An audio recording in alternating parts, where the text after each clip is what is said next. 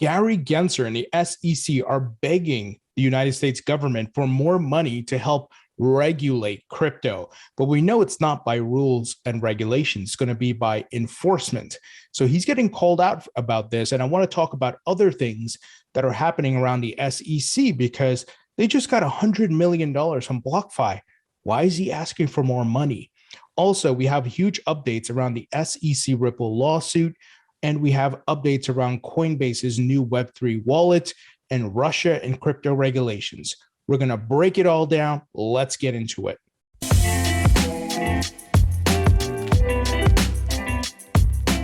Welcome back to the Thinking Crypto podcast, your home for cryptocurrency news and interviews.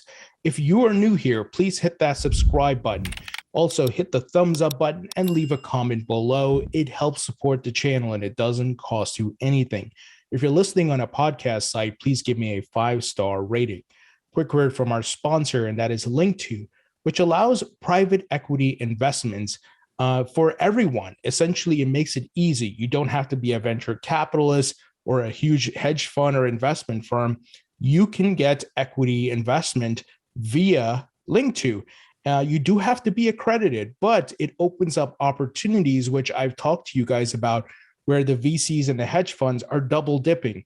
They're buying the tokens and also investing in the companies building the infrastructure of the market, of the crypto asset class. You can do the same thing.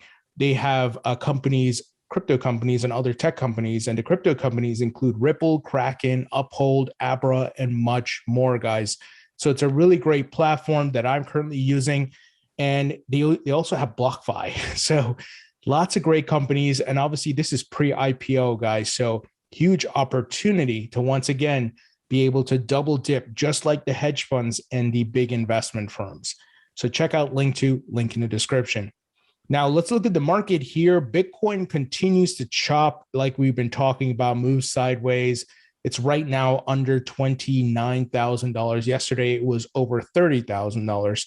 So we're just going to have to be patient, let it find its bottom, build support levels, and start working its way back up. So nothing much to talk about the price right now. It is what it is.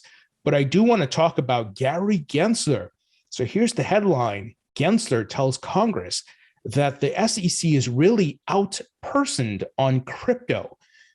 Securities and Exchange Commission Chair Gary Gensler told a congressional subcommittee Wednesday that his agency needs more human resources as it looks to regulate the U.S. crypto space. Here's a quote: "I wish we had more to dedicate to this," he said in response to questioning from Representative Steve Womack about the SEC's crypto work to date. Congress is weighing a budget request from the SEC, which has sought $240 million for the fiscal year of 2023 above the previous year's appropriation. Part of that push is related to its work on crypto and the need to hire more in-house experts. So guys, couple things. Gensler, we know, is not trying to regulate the market in a sense of fairness and here are the rules and let's police it. Rather, it's regulation by enforcement, operating like the mafia. We've talked about this, right? They go around shaking down companies. Now, in their recent shakedown, if you want to call it that, and I think we will call it that, BlockFi, what did they get from BlockFi? $100 million. This was in February. You just got $100 million from BlockFi, not to mention the other fines that they collect. And you're asking for more money? Get the hell out of here, Gensler. This is bullshit. And I think many of us see through this. This is him trying to continue to grab as much power as possible. And he's angling his way here to try to get more money. So my hope is that the Biden crypto executive order, which I think helps to democratize some of the crypto regulations because it forces all the agencies to work together and come back with their respectful thoughts and ideas and so forth. I'm hoping that a lot of the power will shift from the SEC over to the CFTC and other regulators as well. Here, Congressman Tom Emmer called out Gensler saying, and he tagged him, he said, "Gary Gensler, you put all the SEC's taxpayer-funded resources into crypto crackdowns. Now you don't have the funds to do your actual job, so you're coming to Congress for more. You've got to be kidding me.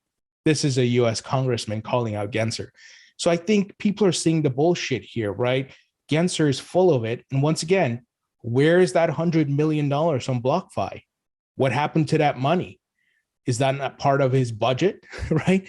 Don't they operate based on the respective fines that they collect?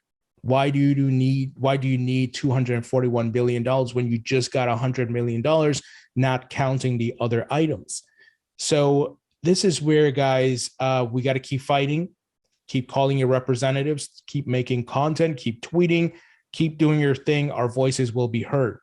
Now, Eleanor Toretta, Fox Business, said the following about Gensler today. She said, during his testimony at a hearing before a subcommittee of the U.S. House Appropriations Committee this morning, SEC Chair Gary Gensler suggested Bitcoin is a commodity token and would fall under the jurisdiction of the CFTC. Here's a quote, to the extent that there's a crypto commodity token, there might be a very small number of those. That information would be sent over to the CFTC, but we have jurisdiction over the vast number of these. Bitcoin, maybe that's a commodity token, so that has a big market value, but that goes over there. So he's saying Bitcoin is definitely a commodity, goes to the CFTC. He did not mention Ethereum, and he did not mention any other crypto. So this is, interesting developments that are happening here.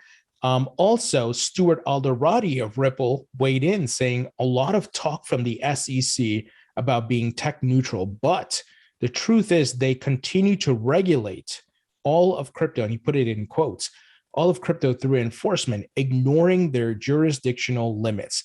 Just because you have a hammer, not everything is a nail, even if you go out and get a bigger hammer. He's absolutely right in talking about, Gensler looking to get more money to build that bigger hammer, right? But it's not by rules. He's not putting out clear regulations. He is just going out by enforcement. This is why we need Congress to act. I'm glad Congressman Tom Emmer called him out on it. So once again, we got to keep fighting, guys. Now, regardless of that, this is some news that, came out earlier this month, and I didn't get to cover it, but Ripple's ODL continues to be adopted around the globe, with the exception of the United States, of course. ODL uses XRP. And you guys, they actually tweeted it out today, where they say ODL is coming to Lithuania. We're excited to partner with FinCEN to open up a new payments corridor between Europe and Mexico, making it easier for making it easier than ever for consumers and businesses in these regions to send/receive payments in real time. So they continue to expand globally. Now, just imagine if they had the regulatory clarity here in the United States, how many corridors they could have been opening up to the United States, right, back and forth. But of course, we know Gensler and his bullshit, and Jay Clayton and William Hinman. So there's also updates around the SEC Ripple lawsuit. Here, James K. Filan tweeted out, Ripple defendants filed motion to compel regarding the SEC's deficient responses to Ripple's defendants' fourth set of requests for admissions. Now, attorney Jeremy Hogan weighed in on this and gave some clarity. He said, this motion to compel by Ripple is really an XRP the force of its fair notice affirmative defense. And although it's always a good idea to get the other side before passing judgment, this motion makes me think that the judge is going to grant the motion as to every category, thumbs up. He says, a request for admission reduces the burden of litigation for the parties and court. If the SEC admits that Chair Clayton gave a certain speech and the transcript of that speech is accurate, Ripple now doesn't have to subpoena him to trial just to prove that was indeed his speech. Interesting. Here, remarkably, the SEC won't even concede that certain speeches were made and that the transcripts on their own website are accurate transcripts of the speeches. Just shady, guys, just shady. This is supposed to be a government organization, institution of integrity, right? To protect investors. They're supposed to be the good guys, but clearly they're doing a lot of bad things.